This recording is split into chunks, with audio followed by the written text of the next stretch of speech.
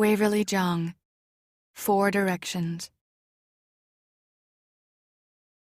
I had taken my mother out to lunch at my favorite Chinese restaurant in hopes of putting her in a good mood, but it was a disaster. When we met at the 4 Directions restaurant, she eyed me with immediate disapproval. "Hiya, what's the matter with your hair?" she said in Chinese. "What do you mean, what's the matter?" I said. I had a cut. Mr. Rory had styled my hair differently this time, an asymmetrical blunt line fringe that was shorter on the left side. It was fashionable, yet not radically so. "Looks topped off," she said. "You must ask for your money back." I sighed. "Let's just have a nice lunch together, okay?" She wore her tight-lipped, pinched-nose look as she scanned the menu, muttering, "Not too many good things, this menu." Then she tapped the waiter's arm, wiped the length of her chopsticks with her finger, and sniffed. "This greasy thing. Do you expect me to eat with it?" She made a show of washing out her rice bowl with hot tea, and then warned other restaurant patrons seated near us to do the same. She told the waiter to make sure the soup was very hot, and of course, it was by her tongue's expert estimate, not even lukewarm.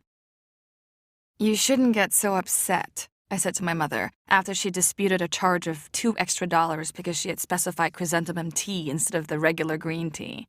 Besides, unnecessary stress isn't good for your heart.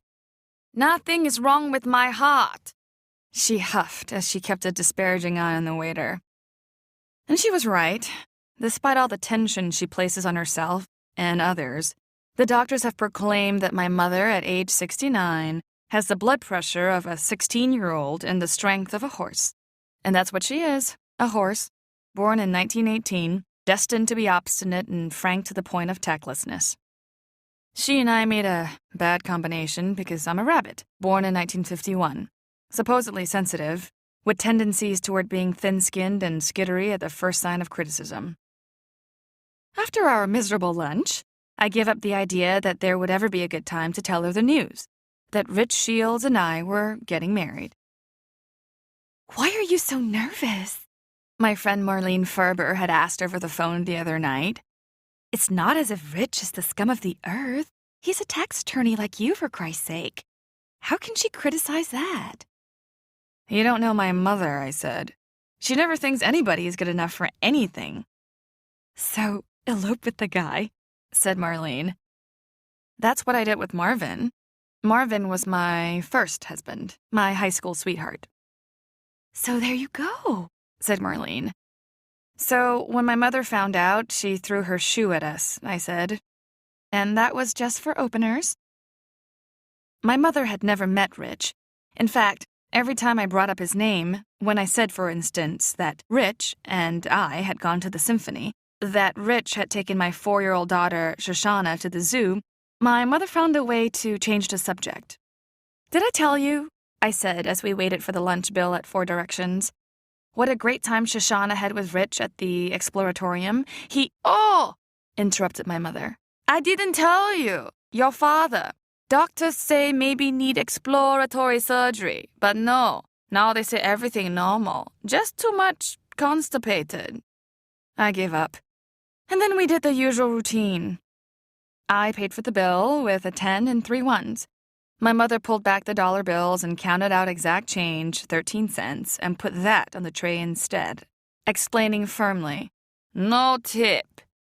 She tossed her head back with a triumphant smile. And while my mother used the restroom, I slipped the waiter a $5 bill. He nodded to me with deep understanding. While she was gone, I devised another plan. "Chosla, stings to death in there," muttered my mother when she returned. She nudged me with a little travel package of Kleenex. She did not trust other people's toilet paper. "Do you need to use?" I shook my head. "But before I drop you off, let's stop at my place real quick. There's something I want to show you." My mother had not been to my apartment in months. When I was first married, she used to drop by unannounced until one day I suggested she should call ahead of time. Ever since then, she has refused to come unless I issue an official invitation. And so I watched her, seeing her reaction to the changes in my apartment, From the pristine habitat I maintained after the divorce, when all of a sudden I had too much time to keep my life in order, to this present chaos, a home full of life and love. The hallway floor was littered with Shoshana's toys, all bright plastic things with scattered parts. There was a set of Rich's barbells in the living room, 2 dirty snifters on the coffee table, the disemboweled remains of a phone that Shoshana and Rich took apart the other day to see where the voices came from. "It's back here," I said. We kept walking all the way to the back bedroom. The bed was unmade. Dresser drawers were hanging out with socks and ties spilling over. My mother stepped over running shoes, more of Shoshana's toys, Rich's black loafers, my scarves, a stack of white shirts just back from the cleaners. Her look was one of painful denial, reminding me of a time long ago when she took my brothers and me down to a clinic to get our polio booster shots. As the needle went into my brother's arm and he screamed, my mother looked at me with agony written all over her face and assured me, "Next one doesn't hurt." But now, how could my mother not notice that we were living together, that this was serious and would not go away, even if she didn't talk about it? She had to say something. I went to the closet and then came back with a mink jacket that Rich had given me for Christmas. It was the most extravagant gift I had ever received. I put the jacket on. "It's sort of a silly present," I said nervously. "It's hardly ever cold enough in San Francisco to wear mink. But it seems to be a fad, what people are buying their wives and girlfriends these days." My mother was quiet. She was looking toward my open closet, bulging with racks of shoes, ties, my dresses, and Rich's suits. She ran her fingers over the mink. "This is not so good," she said at last. "It is just leftover strips, and the fur is too short, no long hairs." "How can you criticize a gift?" I protested.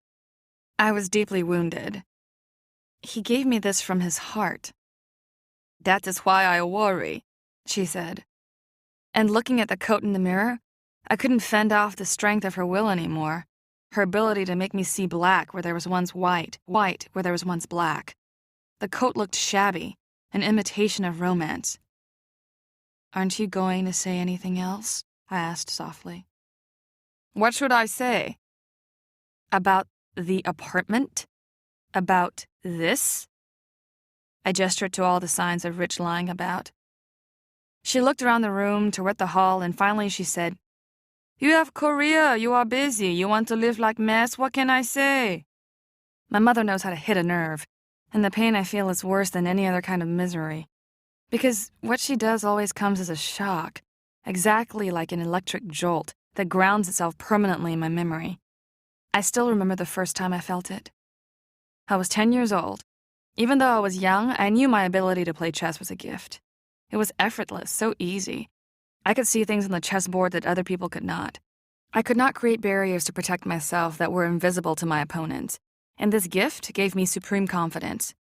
I knew what my opponents would do, move for move. I knew at exactly what point their faces would fall when my seemingly simple and childlike strategy would reveal itself as a devastating and irrevocable course. I loved to win. And my mother loved to show me off. Like one of my many trophies she polished, she used to discuss my games as if she had devised the strategies. "I told my daughter, use your horses to run over the enemy," she informed one shopkeeper. "She won very quickly this way." And of course, she had said this before the game, that and 100 other useless things that had nothing to do with my winning. To our family friends who visited, she would confide, "You don't have to be so smart to win chess. It is just tricks. You blow from the north, south, east, and west. The other person become confused. They don't know which way to run." I hated the way she tried to take all the credit. And one day I told her so, shouting at her on Stockton Street, in the middle of a crowd of people. I told her she didn't know anything, so she shouldn't show off. She should shut up. Words to that effect. That evening and the next day, she wouldn't speak to me. She would say stiff words to my father and brothers as if I had become invisible and she was talking about a rotten fish she had thrown away but which had left behind its bad smell. I knew the strategy. The sneaky way to get someone to pounce back in anger and fall into a trap. So I ignored her. I refused to speak and waited for her to come to me. After many days had gone by in silence, I sat in my room, staring at the 64 squares of my chessboard, trying to think of another way. And that's when I decided to quit playing chess. Of course, I didn't mean to quit forever, at most just for a few days, and I made a show of it.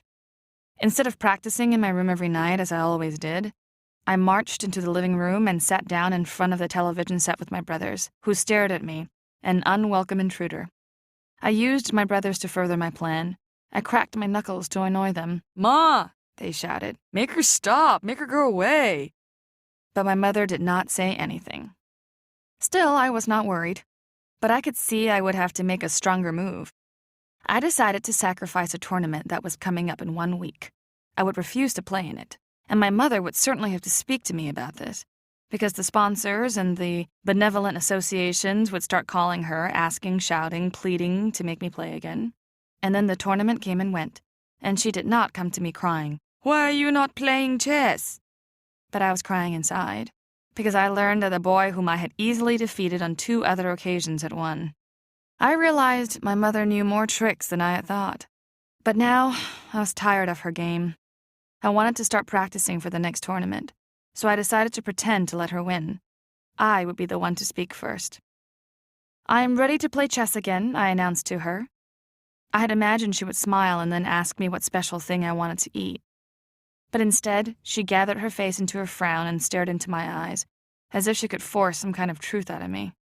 "Why do you tell me this?" she finally said in sharp tones. "You think it is so easy? One day quit, next day play? Everything for you is this way. So smart, so easy, so fast."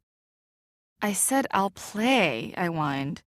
"No," she shouted, and I almost jumped out of my scalp. "It is not so easy anymore."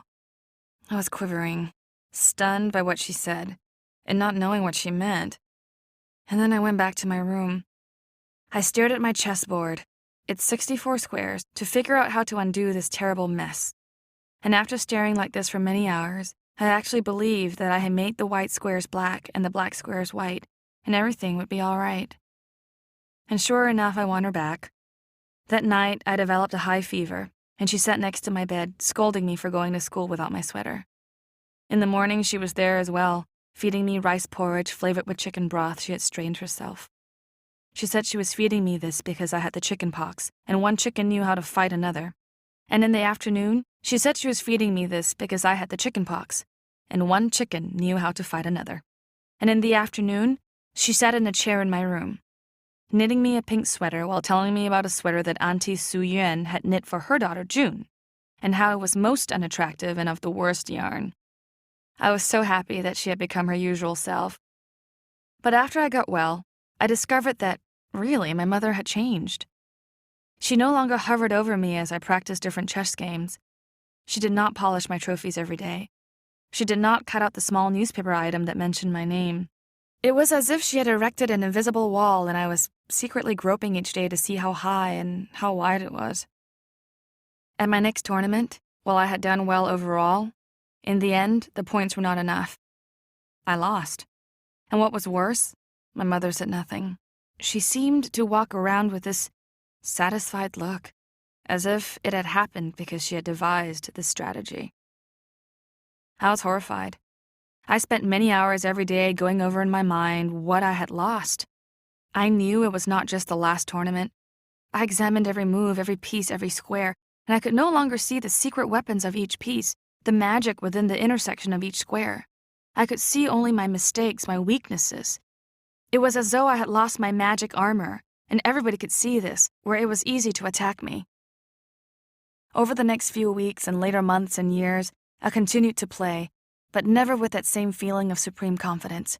I fought hard with fear and desperation.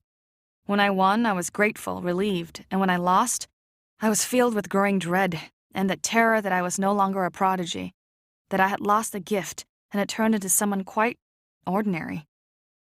When I lost twice to the boy whom I had defeated so easily a few years before, I stopped playing chess altogether, and nobody protested.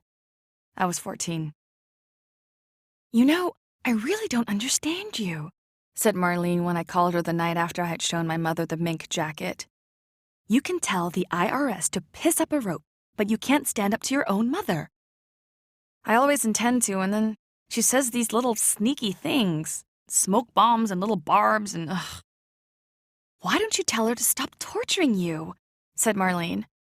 Tell her to stop ruining your life. Tell her to shut up.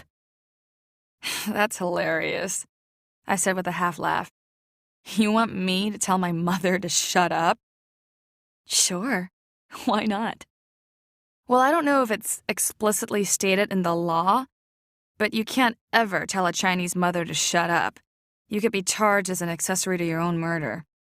I wasn't so much afraid of my mother as I was afraid for Rich. I already knew what she would do, how she would attack him, how she would criticize him. She would be quiet at first. Then she would say a word about something small, something she had noticed, and then another word and another, each one flung out like a little piece of sand, one from this direction, another from behind, more and more, until his looks, his character, his soul would have eroded away. And even if I recognized her strategy, her sneak attack, I was afraid that some unseen speck of truth would fly into my eye, blur what I was seeing, and transform him from the divine man I thought he was into someone quite mundane, mortally wounded with tiresome habits and irritating imperfections. This happened to my first marriage, to Marvin Chen, with whom I had eloped when I was 18 and he was 19. When I was in love with Marvin, he was nearly perfect. He graduated third in his class at Lowell and got a full scholarship to Stanford. He played tennis. He had bulging calf muscles and 146 straight black hairs on his chest. He made everyone laugh, and his own laugh was deep, sonorous, masculinely sexy. He prided himself on having favorite love positions for different days and hours of the week. All he had to whisper was, Wednesday afternoon, and I'd shiver.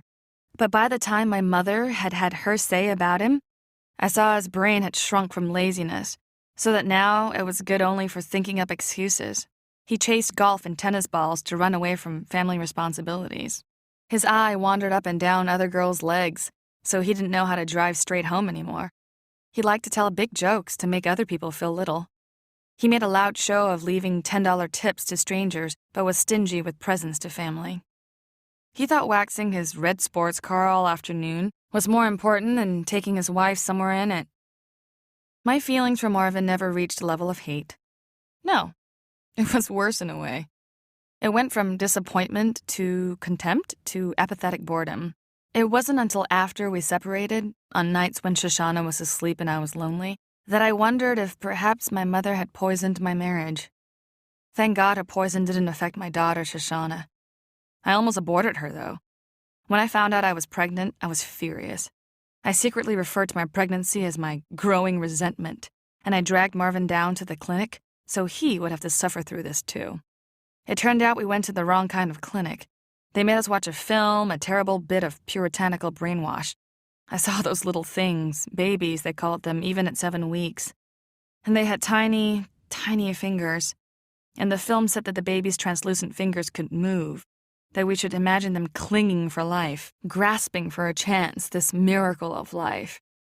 If they had shown anything else except tiny fingers, so thank God they did. Because Shoshana really was a miracle. She was perfect.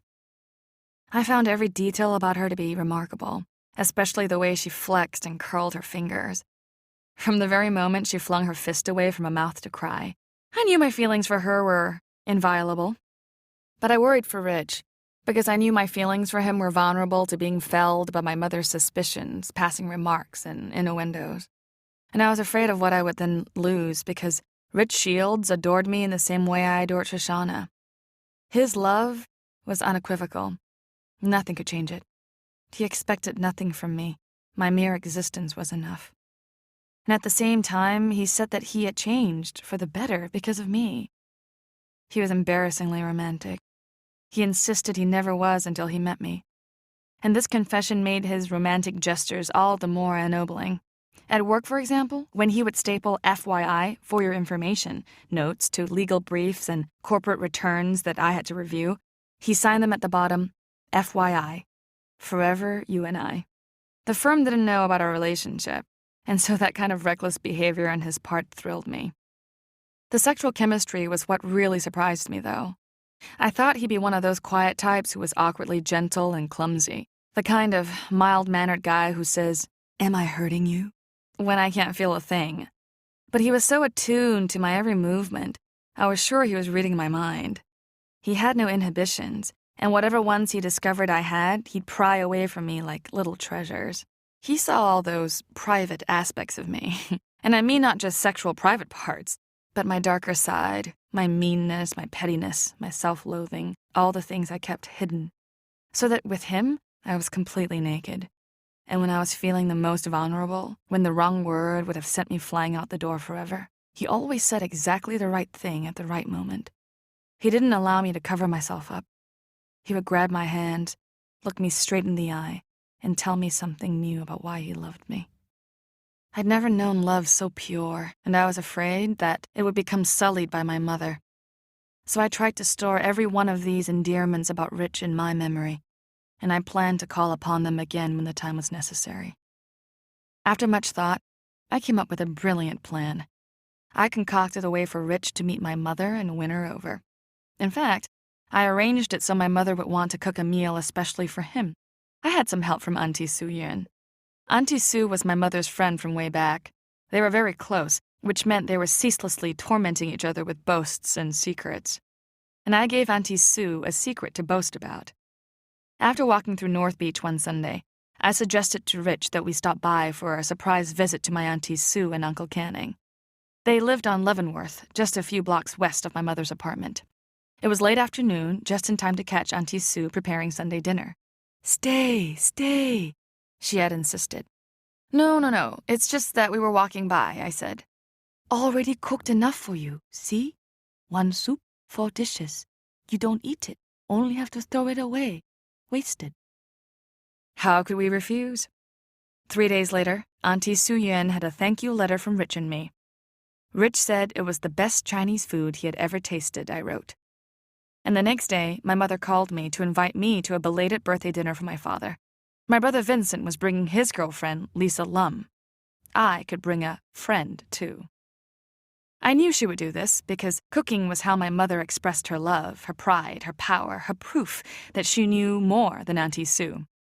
Just be sure to tell her later that her cooking was the best you ever tasted, that it was far better than Auntie Sue's, I told Rich. Believe me. The night of the dinner, I sat in the kitchen watching her cook, waiting for the right moment to tell her about our marriage plans, that we had decided to get married next July, about 7 months away. She was chopping eggplant into wedges, chattering at the same time about Auntie Su Yun. "She can only cook looking at the recipe. My instructions are in my fingers. I know what secret ingredients to put in just by using my nose." And she was slicing with such a ferocity, seemingly inattentive to her sharp cleaver, that I was afraid her fingertips would become one of the ingredients of the red-cooked eggplant and shredded pork dish. I was hoping she would say something first about Rich. I had seen her expression when she opened the door, her forced smile as she scrutinized him from head to toe, checking her appraisal of him against that already given to her by Auntie Su Yun. I tried to anticipate what criticism she would have. Rich was not only not Chinese, he was a few years younger than I was. And unfortunately, he looked much younger with his curly red hair, smooth pale skin, and the splash of orange freckles across his nose. He was a bit on the short side, compactly built. In his dark business suits, he looked nice but easily forgettable, like somebody's nephew at a funeral. Which was why I didn't notice him the first year we worked together at the firm. But my mother noticed everything. "So, what do you think of Rich?"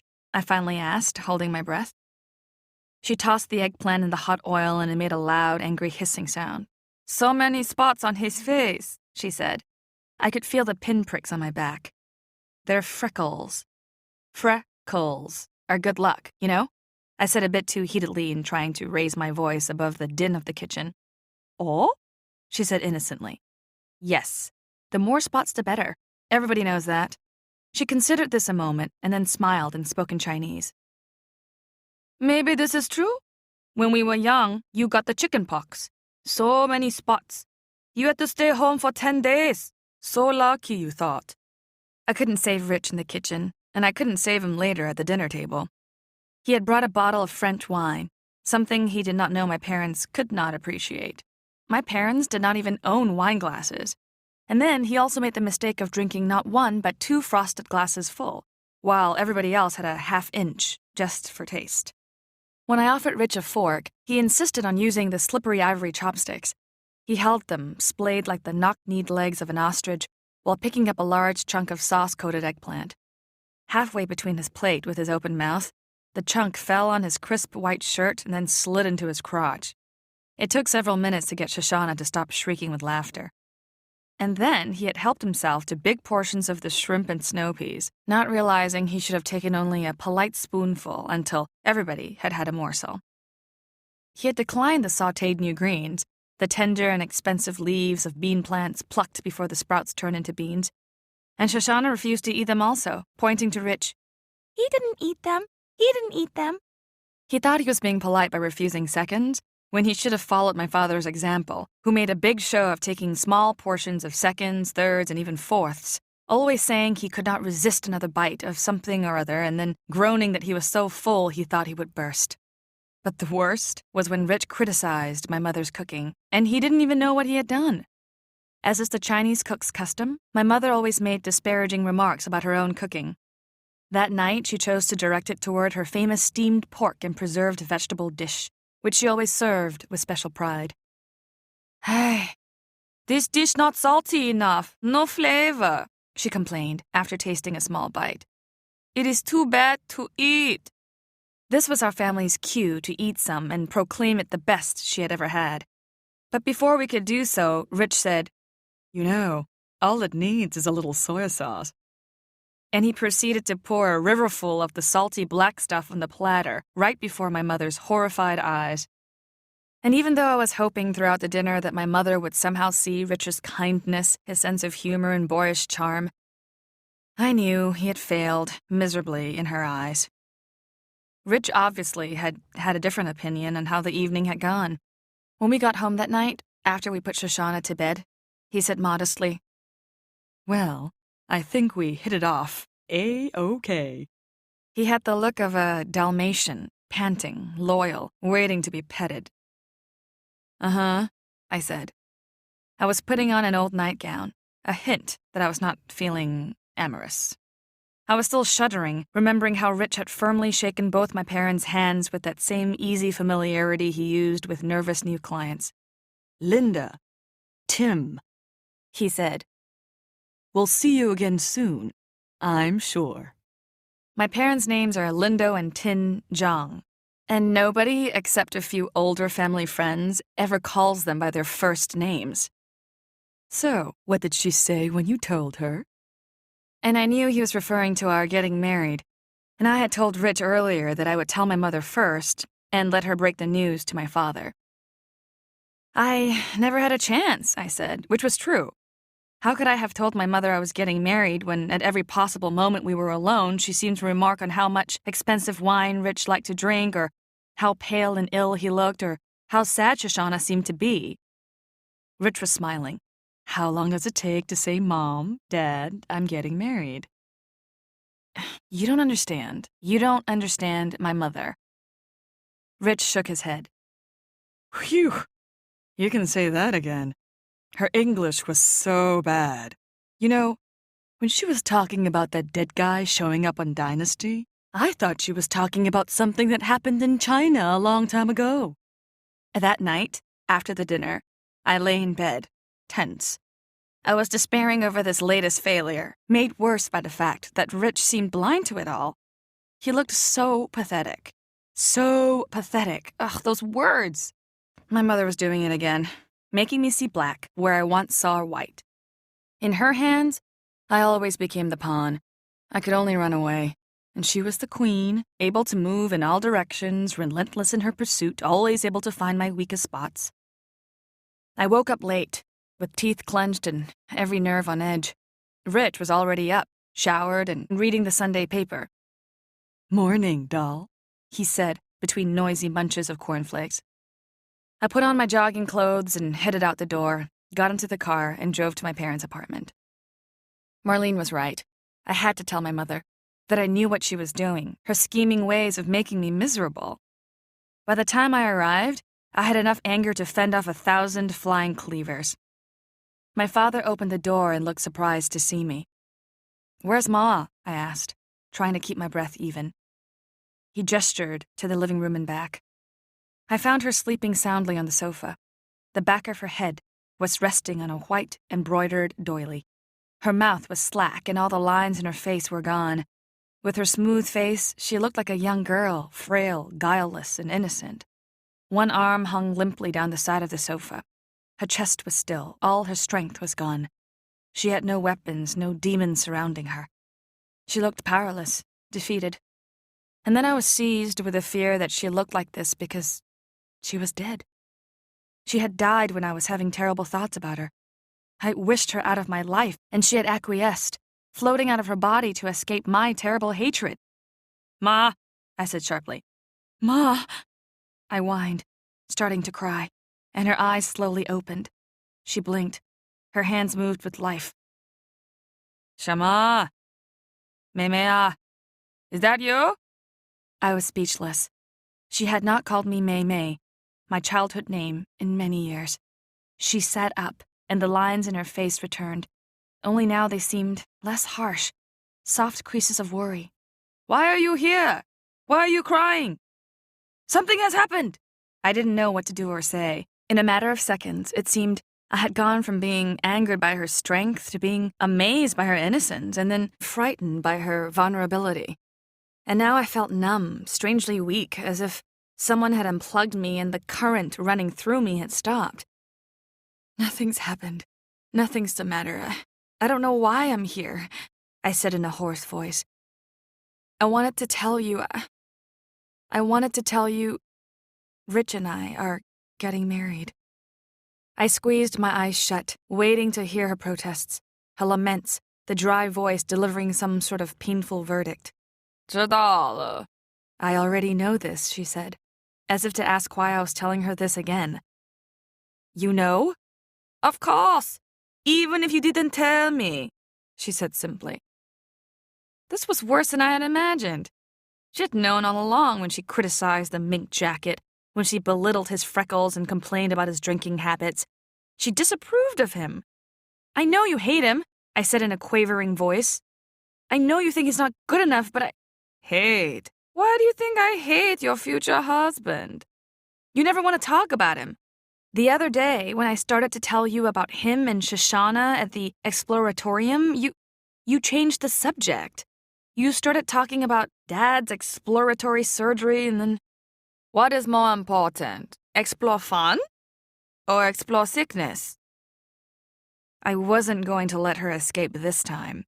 "And then when you met him, you said he had spots on his face." She looked at me puzzled. "Is this not true?" "Yes, but you said it just to be mean, to hurt me, to—" "Hey, why do you think these bad things about me?" Her face looked old and full of sorrow. "So you think your mother is this bad? You think I have a secret meaning? But it is you who has this meaning. She thinks I am this bad." She sat straight and proud on the sofa, her mouth clamped tight, her hands clasped together, her eyes sparkling with angry tears. Oh, her strength, her weakness, both pulling me apart. My mind was flying one way, my heart another. I sat down on the sofa next to her, the two of us stricken by the other. I felt as if I had lost a battle, but one that I didn't know I had been fighting. I was weary. "I'm going home," I finally said. "I'm not feeling too good right now." "You have become ill?" she murmured, putting her hand on my forehead. "No," I said. I wanted to leave. I just don't know what's inside me right now." "Then I will tell you," she said simply, and I stared at her. "Half of everything inside you," she explained in Chinese, "is from your father's side. This is natural. They are the Zhang clan, Cantonese people, good, honest people. Although sometimes they are bad-tempered and stingy. You notice from your father how he can be unless I remind him." And I was thinking to myself, why is she telling me this? What does this have to do with anything? But my mother continued to speak, smiling broadly, sweeping her hand. "And half of everything inside you is from me, your mother's side, from the Sun clan in Taiyuan." She wrote the characters out on the back of an envelope, forgetting that I cannot read Chinese. "We are smart people, very strong, tricky, and famous for winning wars. You know Sun Yat-sen, huh?" I nodded. He is from the Sun clan, but his family moved to the south many centuries ago, so he's not exactly the same clan. My family has always lived in Taiyuan, from before the days of even Sun Wei. Do you know Sun Wei? I shook my head. And although I still didn't know where this conversation was going, I felt soothed. It seemed like the first time we had had an almost normal conversation. He went to battle with Genghis Khan, and when the Mongol soldiers shot at Sun Wei's warriors, the arrows bounced off their shields like rain on stone. Sun Wei had made a kind of armor so strong, Genghis Khan believed it was magic. Genghis Khan must have invented some magic arrows then, I said. After all, he conquered China. My mother acted as if she hadn't heard me right. This is true. We always know how to win. So now you know what is inside you. Almost all good stuff from Taiyuan. I guess we've evolved to just winning in the toy and electronics market, I said. How do you know this? She asked eagerly. You see it on everything, made in Taiwan. Ugh, she cried loudly. I am not from Taiwan. And just like that, the fragile connection we were starting to build snapped. I was born in China, in Taiyuan, she said. Taiwan is not China. Well, I only thought you said Taiwan because it sounds the same, I argued, irritated that she was upset by such an unintentional mistake. Sound is completely different. Country is completely different, she said in a huff. People there only dream that it is China. Because if you are Chinese, you can never let go of China in your mind. We sank into silence, a stalemate. And then her eyes lighted up. Now listen. You can also say the name of Taiyuan is Bing. Everyone from that city calls it that. Easier for you to say. Bing. It is a nickname. She wrote down the character, and I nodded as if this made everything perfectly clear. The same as here, she added in English. You call Apple for New York, Frisco for San Francisco. Nobody calls San Francisco that, I said, laughing. People who call it that don't know any better. Now you understand my meaning, said my mother, triumphantly. I smiled. And really, I did understand finally, not what she had just said, but what had been true all along. I saw what I had been fighting for. It was, for me, a scared child who had run away a long time ago to what I had imagined was a safer place. And hiding in this place, behind my invisible barriers, I knew what lay on the other side. Her side attacks, her secret weapons, her uncanny ability to find my weakest spots. But in the brief instant that I had peered over the barriers, I could finally see what was really there. An old woman, a wok for her armor, a knitting needle for her sword, getting a little crabby as she waited patiently for her daughter to invite her in. Rich and I have decided to postpone our wedding. My mother says July is not a good time to go to China on our honeymoon. She knows this because she and my father have just returned from a trip to Beijing and Taiyuan. It is too hot in the summer. You will only grow more spots, and then your whole face will become red, she tells Rich. And Rich grins, gestures his thumb toward my mother, and says to me, Can you believe what comes out of her mouth? Now I know where you get your sweet, tactful nature. You must go in October. That is the best time. Not too hot, not too cold. I'm thinking of going back then, too, she says authoritatively. And then she hastily adds, Of course, not with you. I laugh nervously, and Rich jokes, That'd be great, Lindo. You could translate all the menus for us. Make sure we're not eating snakes or dogs by mistake. I almost kick him. No, this is not my meaning, insists my mother. Really, I am not asking. And I know what she really means. She would love to go to China with us. And I would hate it. 3 weeks' worth of her complaining about dirty chopsticks and cold soup, 3 meals a day, well, it would be a disaster. Yet part of me also thinks the whole idea makes perfect sense. The 3 of us, leaving our differences behind, stepping on the plane together, sitting side by side, lifting off, moving west to reach the east.